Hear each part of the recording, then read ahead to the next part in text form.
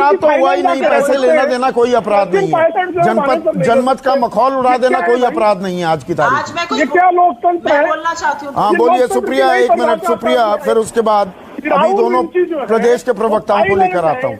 सुप्रिया बोलिए। सचिन पायलट मानेसर नहीं है। सुप्रिया को स्क्रीन पर लाइए। मुझे सिर्फ इतना कहना है संदीप जी, मुझे सिर्फ इतना कहना है कि आज दो बातें बहुत इंपॉर्टेंट है पूरे दिन के वाक्य में। पहली, जो भाजपा के एमएलए बड़े आदमी हैं, एक्सपीरियंस वाले हैं, कैलाश मेघवाल ने कही है कि डेमोक्रेटिकली इलेक्टेड गवर्नमेंट को टॉपल किया जाएगा, करा जा रहा है, ये गलत बात है। जब सीएलपी की मीटिंग होगी मैं इसके अभी आप जिसे सुन रहे हैं, कांग्रेस प्रवक्ता और बीजेपी प्रवक्ता के बीच बहस चल रहा है। आगे हम आपको पूरी वीडियो दिखाएंगे। अगर आप मेरे चैनल को सब्सक्राइब नहीं किया तो सब्सक्राइब कीजिए और लाइक कीजिए। राजस्थान में कांग्रेस के वरिष्ठ नेता सचिन पायलट कांग्रेस से नाराज़ होकर कांग्रेस से अपना नाता तोड़ दिया है। सचिन पायलट अभी कौन सी पार्टी में जाएंगे उन्होंने अभी नहीं कहा है, और कांग्रेस अपनी सरकार बचाने के लिए पूरी कोशिश कर रही है। कांग्रेस के पास अपने एमएलए कम हो गए। सचिन पायलट जाते जाते अपने समर्थक विधायक को साथ लेकर चले गए। अभी सरकार किसकी होगी आप आगे देखिए। एक मिनट के लिए रोक रहा हूं प्रदीप जी, मैं अपने सहयोगी केजे श्रीवत्सन के पास लिए चलता हूं। कैबिनेट की बैठक शुरू होने वाली है, केजे श्रीवत्सन मौके पर ही मौजूद हैं। पीछे आप गाड़ियों का काफिला देख सकते हैं। एजेंडा क्या है, क्या कुछ फैसले लिए जाएंगे इस कैबिनेट की मीटिंग में? केजे।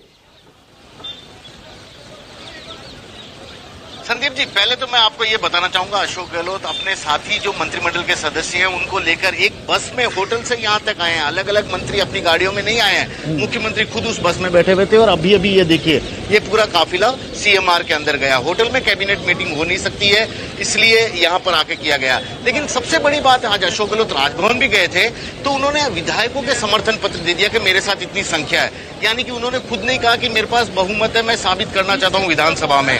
विपक्ष को मौका दिया है, बीजेपी को मौका दिया है कि यदि आपके पास नंबर गेम है तो आप मांगिए राज्यपाल के पास जाके। और अभी बीजेपी अच्छी तरह से जानती है कि उसके पास नंबर गेम बिल्कुल नहीं है। जहां तक एजेंडे की बात है, अपने मंत्रिमंडल को बताना जरूरी है कि मंत्रिमंडल में किस तरह से 3 विधायकों को हटाया गया, 3 मंत्रियों को हटाया गया है। अब किस तरह से नए मंत्री बनाए जाएंगे यदि विस्तार होगा। इसके साथ ही जो पोर्टफोलियो थे, क्योंकि देखिए विश्वेंद्र सिंह के साथ पर्यटन मंत्री का पोर्टफोलियो था, सचिन पायलट के साथ पास पीडब्ल्यूडी का विभाग का था, इसके अलावा पंचायती राज जो सबसे बड़ा, जहाँ की नरेगा, कोरोना के इस दौर में नरेगा का काम सबसे बेहतरीन राजस्थान में हुआ, ऐसा अशोक गहलोत खुद भी दावा करते हैं। तो वो बड़ा एक नहीं, उससे भी बड़ी बात देखिए, पोर्टफोलियो एलोकेशन होना है। केजे सुकेश यहाँ पर जो बिग ब्रेकिंग न्यूज दे रहे हैं इस वक्त, वो ये कि देखिए एक बैलेंसिंग एक्ट भी होने वाली है इस कैबिनेट बैठक में। उप मुख्यमंत्री थे सचिन पायलट, उन्हें बर्खास्त कर दिया गया है। पीडब्ल्यूडी की बात छोड़िए, उप मुख्यमंत्री पद की बताइए। सुकेश कह रहे हैं शकुंतला रावत जो गुर्जर समुदाय से आती हैं, जो महिला भी हैं, तेज तर्रार हैं, आक्रामक छवि वाली महिला हैं, उन्हें उप मुख्यमंत्री भी बनाया जा सकता है। इस नुकसान की भरपाई करने के लिए, गुर्जर समुदाय में अपनी पैठ बरकरार रखने के लिए बैलेंसिंग एक्ट होने वाली है। संदीप जी देखिए, बिल्कुल संदीप जी देखिए, क्योंकि सचिन पायलट जब तक कांग्रेस में उप मुख्यमंत्री पद पे थे तो उप मुख्यमंत्री होने के साथ साथ पीसीसी अध्यक्ष पद थे, यानी कि प्रदेश कांग्रेस अध्यक्ष का पद भी गुर्जर समाज के एक शख्स के पास था, और उप मुख्यमंत्री जैसा बड़ा पद भी गुर्जर समाज के सचिन पायलट के पास ही था। तो ऐसे में ये 2 बड़े पद में से अशोक गहलोत ने आज पीसीसी के नए अध्यक्ष के रूप में गोविंद सिंह डोटासरा को कर दिया अपॉइंट। तो ऐसे में गुर्जर समाज का क्या होगा, क्योंकि वो समाज के लोग, जब सचिन पायलट को मुख्यमंत्री नहीं बनाया गया था 1.5 साल पहले विधानसभा चुनाव के तत्काल बाद, तब सड़कों पर उतर के हंगामा किया था, तब से कुछ हद तक नाराज थे। लेकिन सचिन पायलट को डिप्टी सीएम बनाने के बाद, 2 अच्छे खासे पोर्टफोलियो देने के बाद नाराजगी कुछ हद तक दूर हुई। और जब सीएलपी की मीटिंग होगी मैं इसके बारे में जरूर बोलूंगा। तो मेरे पास बयान है, मैं अभी वो सवाल के तौर पर रखा हुआ था, आपने ये सवाल उठा दिया है तो बयान सुनवा देता हूं। 1 मिनट सुप्रिया, पहले बयान सुनवा देता हूं।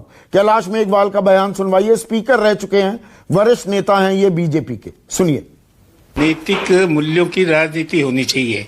और आज जिस तरह का वातावरण देश में पैदा किया जा रहा है, या राजस्थान में हॉर्स ट्रेडिंग, विधायकों को खरीद फरोख्त, दबाव, कई तरह के दूसरे जो है कारण जो है किए जा रहे हैं, ये हथकंडेबाजी है। इस हथकंडेबाजी के आधार पर नैतिक मूल्यों की बलि नहीं चढ़ानी चाहिए और भारतीय जनता पार्टी को नैतिक मूल्यों की राजनीति के आधार पर ही अपना निर्णय लेना चाहिए। कैलाश मेघवाल गलत कह रहे हैं, प्रेम शुक्ला नैतिक मूल्यों की राजनीति करनी चाहिए, हॉर्स ट्रेडिंग का कह रहे हैं, हॉर्स ट्रेडिंग हो रही है। आपके वरिष्ठ नेता खरीद फरोख्त करे, संसद में नोट बरसवाए, झारखंड मुक्ति मोर्चा। कैलाश मेघवाल गलत कह रहे हैं क्या?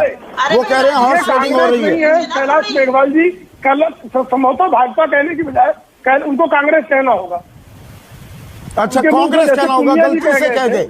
हॉर्स ट्रेडिंग कांग्रेस ही अपने विधायकों की हॉर्स ट्रेडिंग कर रही है। करती नहीं है। कैलाश मेघवाल जी के पास गलत सूचना है। अगर वो उनसे स्लिप ऑफ टंग नहीं है तो गलत सूचना है उनके पास। नहीं, हॉर्स ट्रेडिंग किसको कह रहे हैं? कांग्रेस ही हॉर्स ट्रेडिंग करेगी, कांग्रेस अपने ही विधायकों को खरीदेगी। ट्रेडिंग आज तक कांग्रेस ही करती रही होगी। घोड़े हमारे लिए तो विधायक है, संदीप जी। घोड़े गधे इत्यादि शब्दावली में विधायकों की अवमानना करना, अपने विधायकों को चोर कहना, अपने विधायकों को घोड़ा तो ओम माथुर ने भी कहा। ओम माथुर का बयान सुनवाऊं कि घोड़े वहीं जाएंगे जहां पर हरियाली ज्यादा होगी। प्रेम शुक्ला, अपने सारे नेताओं के बयान आप फॉलो नहीं करते। ओम माथुर की भी स्लिप ऑफ टंग हो गई। प्राकृतिक सिद्धांत है कि नहीं संदीप जी? तो घोड़े है ना विधायक, माथुर जी जानते हैं घोड़ों का तो वही हॉर्स ट्रेडिंग हो रही है। मैं 1 मिनट शुक्रिया आ रहा हूं। अब अर्चना शर्मा और लक्ष्मीकांत भारद्वाज स्क्रीन पर मुझे ये बताइए, अर्चना शर्मा, ये टेप कहां से आई? ये सवाल तो पूछा जाएगा। सरकार ने टैपिंग कराई, ये टेप कहां से आई?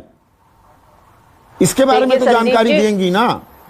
संदीप जी, ये सोशल मीडिया पर वायरल हो रहा था और मुख्यमंत्री जी से जब पूछा गया तो उन्होंने कहा कि मैं राजनीति से संन्यास ले लूंगा यदि सरकार के ऊपर ये आक्षेप लगेगा या सरकार के आधार पर ये कहा जाएगा कि सरकार ने टैपिंग करवाई। सोशल मीडिया पे वायरल हो रहा था। ये लोकेश सिंह कौन है? बाद जब अर्चना शर्मा, लोकेश सिंह कौन है?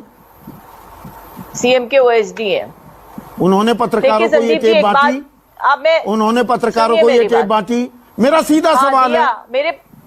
सुनिए, मैं बता रही हूँ ना, आपका सवाल मुझे समझ आ गया।